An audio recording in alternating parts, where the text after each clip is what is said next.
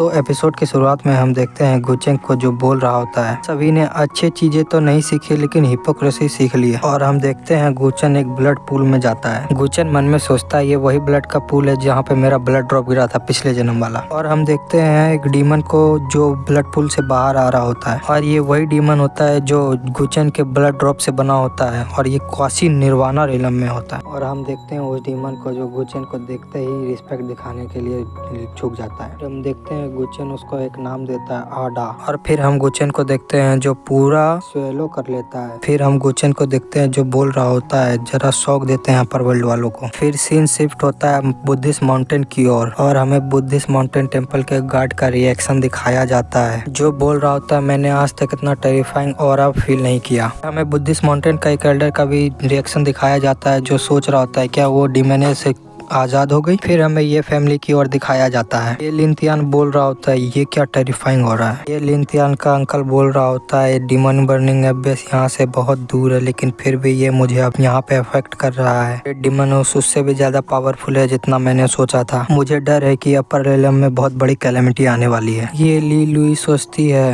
अपर realm में जब तक गुचेन है जब तक मुझे तो लगता है सब सही होगा। और सीन शिफ्ट होता है वांग फैमिली की ओर यहाँ पर वांग जिजिन को देखते हैं जो कुछ लड़कियों के साथ खेल रही होती है। फिर हमें सुइकुइंग को और दिखाया जाता है और हमें दिखाया जाता है सुइकुइंग के अंदर जो आत्मा रहती है वो बोल रही होती है ये है ट्रू डेमोनिक एनर्जी। अगर इसे डेमोनिक कार्ड के सक्सेसर के साथ कंपेयर करे तो डेमोनिक कार्ड के सक्सेसर कुछ नहीं बस एक जोक है। और फिर सीन शिफ्ट होता है वापस डिमन बर्निंग एबियस की ओर जहाँ दिखाया जाता है कि सारे लोग डिमनेस के प्रेशर के नीचे दबे हुए होते हैं। चूचू सोच रही होती है क्या गुचेन सही होगा। फिर हमें जिनचन की ओर दिखाया जाता है बोल रहा होता है इवन बुद्धा बोन भी बेयरली ही इसको संभाल पा रहा है। हुआ क्या था जो इतना खतरनाक डिमोनिक एनर्जी रिलीज हुआ और ग्रेट डिमोनिस तो मेरे सामने ही है और जेन रोब ने भी इसको सरपास करके रखा है। तो ये आखिर डिमोन है तो आखिर ये डिमोनिक एनर्जी आया कहाँ से था। ये अच्छा होगा कि जेन रोब लेते ही मुझे जितना जल्दी हो सके उतना जल्दी यहाँ से निकलना हो। और फिर हमें उस डेमोनस को दिखाया जाता है जो मास्टर बोल रही होती है और बोल रही है तो कि आपने झूठ बोला मैं आपको मार दूंगी। फिर हमें गुचेन को दिखाया जाता है जो बोल रहा था ये यहाँ चल क्या रहा है जिनचन तुमने मुझे डिसअपॉइंट कर दिया। और जिनचन बोलता है ब्रदर गु आप यहाँ क्यों हो। फिर गुचेन बोलता है अगर मैं थोड़ा और लेट आता तुम तो जेनरोब लेके भाग जाते। मैं एक मॉन्क हो लेकिन तुम्हारे इंटेंशन बहुत बुरे हैं क्योंकि वो जेनरोब एक सील के हिसाब से काम कर रहा है फिर भी तुम उसे हटाना चाहते थे और इस डिमोनिस को बाहर निकाल के वर्ल्ड पर डिजास्टर लाना चाह रहे थे। फिर जिनचन बोलता है ब्रदर गु मेरा कोई वैसा इंटेंशन नहीं था मैं सील ब्रेक करने का ट्राई नहीं कर रहा था। इसे पनिशमेंट तो मिलनी चाहिए